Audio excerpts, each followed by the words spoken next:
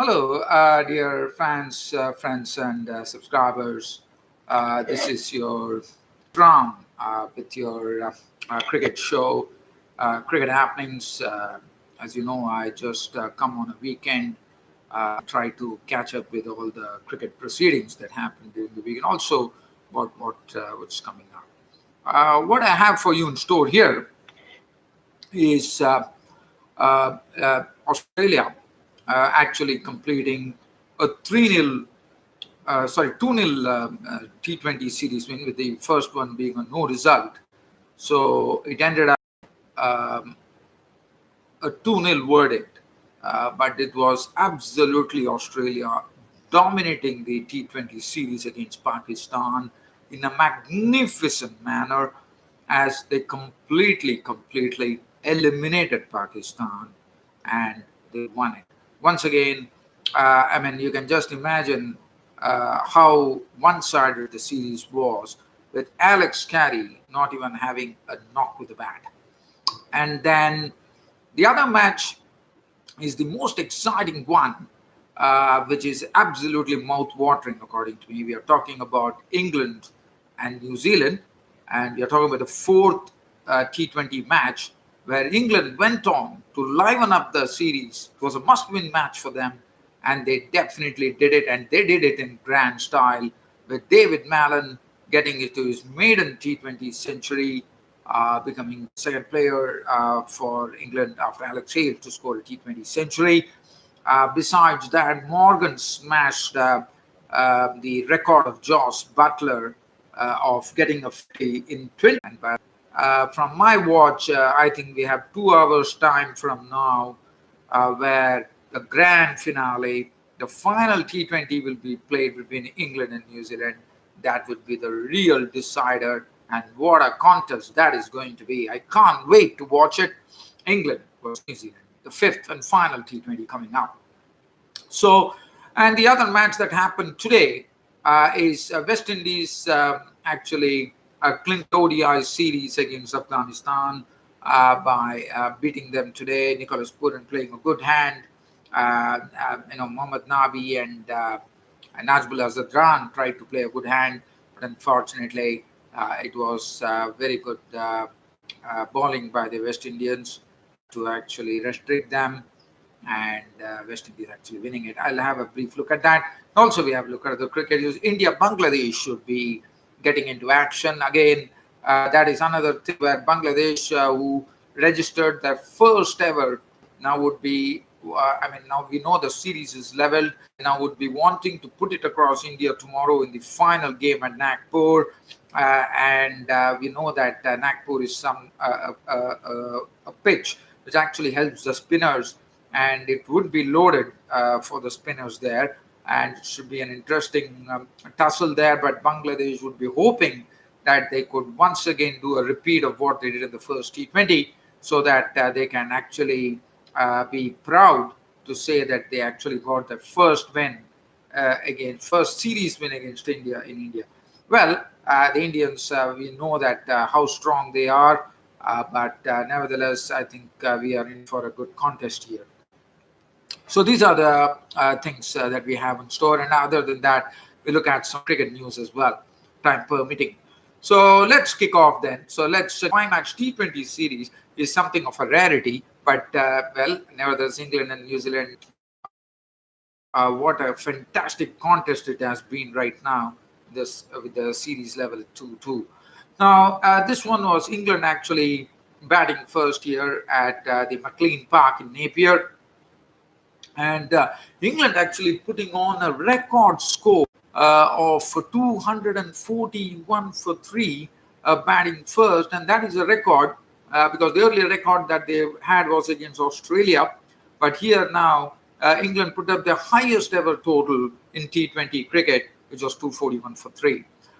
Tim Banton, well, we have been saying that he has got an opportunity and he does his job, and that is of trying to really score quickly. He made a very good 31 of 20 deliveries, 4 fours and 1 6. Jonathan Banisher was sent to the pavilion early, Santer taking both the wickets, but sort of an accelerating stuff as these two batsmen David Mallon at one end and Morgan at the other end, saw to it that England actually went past their highest score that they did against Australia and finally sat on a record total of 241 for 3. The contribution from David Mallon being an unbeaten 103 of just 51 deliveries, which included 9 fours and 6 sixes, and is coming of 48 balls. We all know Richard Levy of South Africa is the one who holds the T20 record for the fastest century, and that was a century. And incidentally, it was scored against New Zealand, and I'm not sure it was scored in South Africa, New Zealand, but it was scored against New Zealand for sure. Well, so David Mallon completely going a notch. I mean, we know that McLean Park in Napier has short square boundaries, and definitely the batsman taking heavy toll there. Morgan also joining the party. The partnership going on to, as I said, a record 182 runs, the highest partnership by England for all wickets there, 182, and it was done in pretty quick time, one could say, because almost they were till the end of the 20th over, with David Mallon remaining unbeaten on his maiden T20 century, not out 103 of 51 deliveries, 9 fours and 6 sixes spanked into that. Morgan, as I said, went on to break the record of Josh Butler, who held the record for the fastest T20 50, which was of 22 deliveries. But here comes Morgan smashing that record by 1 ball as he got his century in 21 deliveries, his individual contribution being 91 of 41 deliveries, which included 7 fours and 7 sixes. What a knock it was, and what a partnership. It totally derailed the England-New Zealand setup. Billings was not in 241 for 3, was always going to be a tall order for the Kiwis. Bolt had none for 35, Saudi 4 overs 147, Santner 2 for 32, Tickner went for plenty, run for 50, but Sodhi was thrashed beyond recognition. 3 overs went for Kane for 49 runs without a wicket. Mitchell 1 over none for 25. New Zealand given a target of 242 runs to win from their 20 overs. The only thing that I could say here is there were only 3 people who actually got a score but were not really able to kick on and get on to a big score. Guptill making 27 of 14 deliveries, 1 4 and 3 sixes, starting in right earnest, and that is to hit the ball through the line. Colin Munro 30 of 21, 3 4. The other batsman who came close was the New Zealand captain Tim Southee, who did a biffing 39 of 15 deliveries, 2 fours and 4 sixes, but England was never in any threat. Unfortunately for them, with such a tall total being posted by England, it definitely required each and every New Zealand player to come to the party. That didn't happen. Seifert was out for 3, Grandhomme for 7, Mitchell was out for 2, Santner 10, Sodhi 9, Bolt 8, and that was pretty much the story of the game. The New Zealanders, or the Kiwis, were bundled out for 105, and that was a big victory for England. But the most important thing was that it leveled the series at 2-2. And now, as I said, the final decider is just hours away here from where I'm broadcasting, as the match would start probably exactly in 2 hours' time from now, the final one-day international, which is coming up. Sam Curran 1 for 36, Down Curran 1 for 26 of 3. Jordan bowled well, 224, but Matt Parkinson purchased his wickets. He had the luxury of the England total, and he decided to toss the ball, to flight the delivery, and he saw the wickets really going as he started purchasing the wickets. 4 overs, no matter 447. Pat Brown 3 overs, 1 for 29. And David Mallon was named man of the match for his brilliant exploits there. So that was pretty much the story of the T24 T20 match. Now we go on to the Australia versus Pakistan game, which was the final T20 match. Australia have already dominated this T20 series, as I said. It was the final T20, and Australia absolutely swamped the Pakistanis and no answer.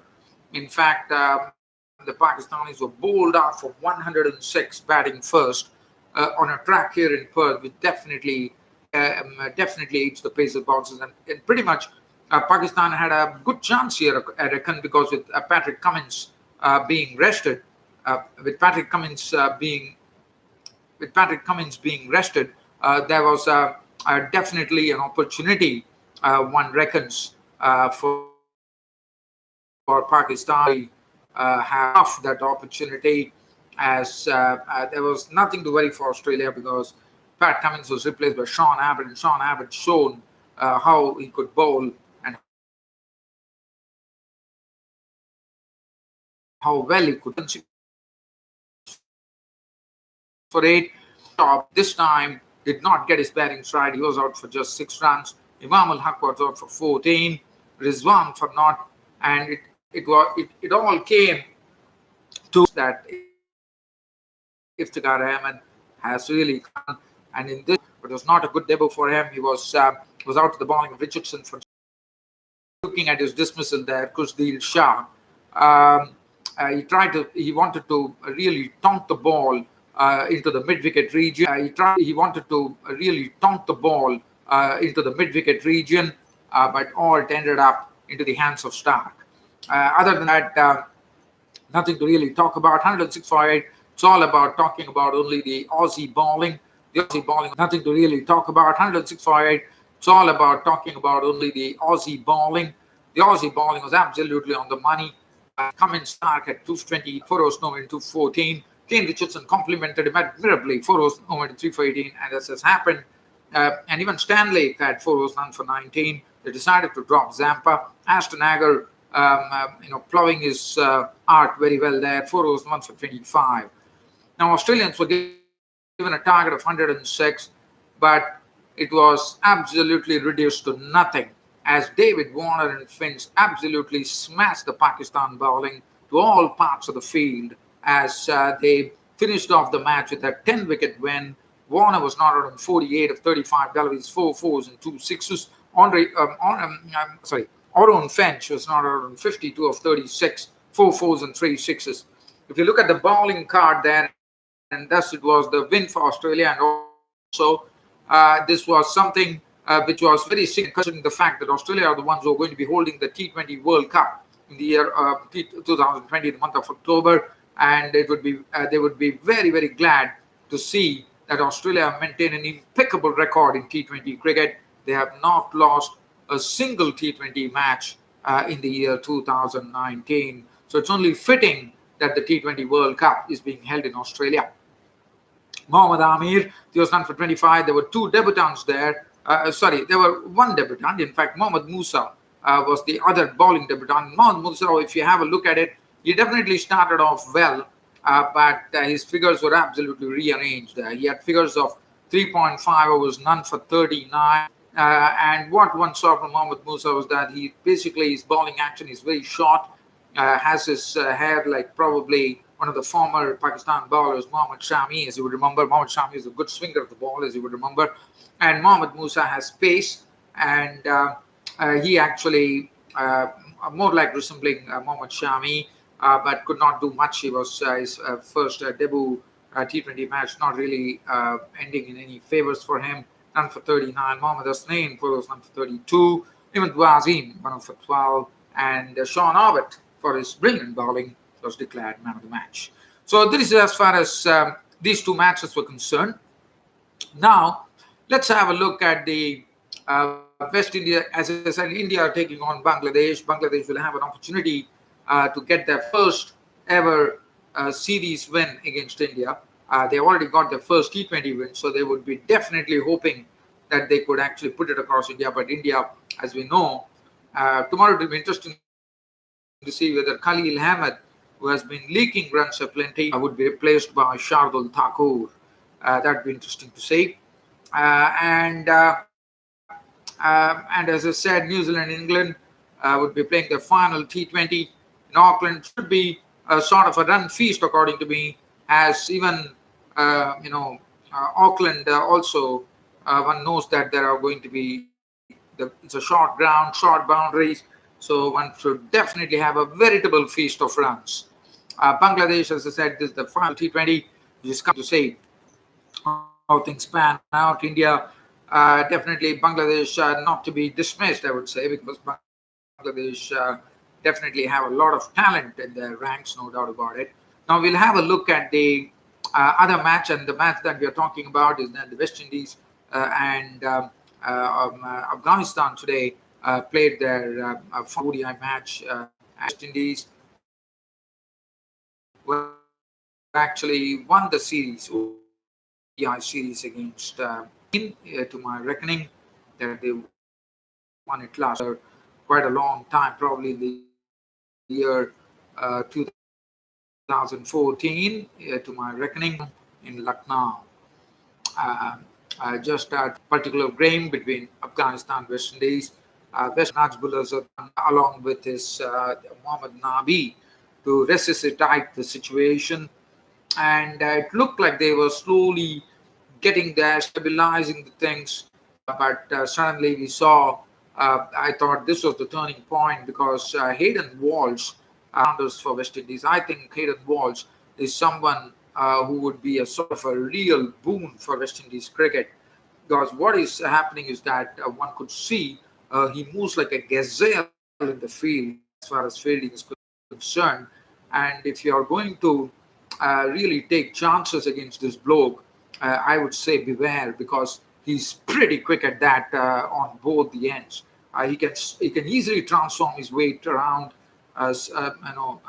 swivel around and shoot at the stumps. And the ball goes to him. I think the batsmen have to be doubly confident that they are going to make the run, because he's brilliant, he's quick, he moves like a gazelle on the field, and when he throws, he doesn't miss much. So Hayden Walsh came, Kieron Pollard brought him, and that was accordingly the turning point where West Indies snapped it up as Hayden Walsh picked up the vital wickets of Najmul Zadran, Mohammad Nabi, and also Rashid Khan. So West Indies, 247 for 9, as I said. Shai Hope, the partnership was very good. Shai Hope and Evan Lewis combining into a very good partnership first up, which was basically 98 runs at the halfway stage, which was a good partnership. So they definitely set the platform in 5 fours. Evan Lewis making 54 of 75, 6 fours and 1 6. Hetmyer was out for 34 of 43. Chase was out for just 9 runs. At Puran smashed it across the park, 67 of 50, 7 fours and 3 sixes. Other than that, there was not much to happen. And 47 for 9 on the board. Mujibur Rahman went for 52, 3 for 69. That was a hit for a lot of runs. Sharafuddin Ashraf, the left-arm spinner, did a good job. 9 overs, 1 minute, 1 for 37. He throttled the West Indian batting there. And Mohammad Nabi did a wonderful job as well. 10 overs, 2 minutes, 1 for 37. Rashid Khan, 1 for 45. Javed Ahmadi, 1 for 10. Afghanistan, quickly, Cottrell gave him the breakthrough. Ahmadi was out for not. Azratul Azai, 23 of 30, 1 4 and 2 sixes, falling out by Pollard with Joseph. 3, and as I said, Najmul Zadran and Mohammad Nabi started sharing the ship through the troubled waters. Zadran's contribution being 56 of 66 salaries, 7 fours and 1 6, and Mohammad Nabi 39. That was the big wicket that Hayden Walsh took when Pollard brought him back in the attack, probably around the 40th over, and he knocked off Nabi, LBW 32, and then he also picked up Rashid Khan, who went down the wicket to Walsh, but Hayden Walsh slipped the ball outside the off stump, and Nicholas Puran doing the rest. He was gone. Sharafuddin Ashraf 13. Walsh 6.4 overs, 1 minute 36, and Chase shared the spoils with him. It was done for 330. Holder had 52 runs taken off his 10 overs. Cottrell bowled well, 9 over 329. Shepherd, pace bowler, is a nice tall guy, has a nice action, I thought, and also pulls the ball at some good pace and has a nice high arm action, which is good to see. And this match was played at the Bharat Ratna Shri Atal Bihari Vajpayee Ekana Cricket Stadium in Lucknow. Nicholas Puran was the man of the match. Well, dear fans, I think that's about it as far as today's cricket show goes. Hope you all like the broadcast here. I am trying to see whether is there any other cricket news that I could really catch up with you here. Let me see how much time has gone by. I think I might have to wind up, but I will definitely look at whether any other. And I believe from the match, the news coming in from Australia is I think Nick Maddinson was going to be slated to play for the Australia A team against Pakistan in the tour game just before the Test matches. Unfortunately, has decided to opt out for health reasons. Now we know that Glenn Maxwell did the same, so one does not know what really happened. But unfortunately, these health problems are something which is a bit very. So one does not know what really happened, but unfortunately, these health problems are something which is a bit very it goes. Watching cricket happenings, and as I already said, my Twitter page is open. My Twitter page, what is my cricket tweets? You can go on my cricket website www.cricket-status.com. Probably I'm not very active, but still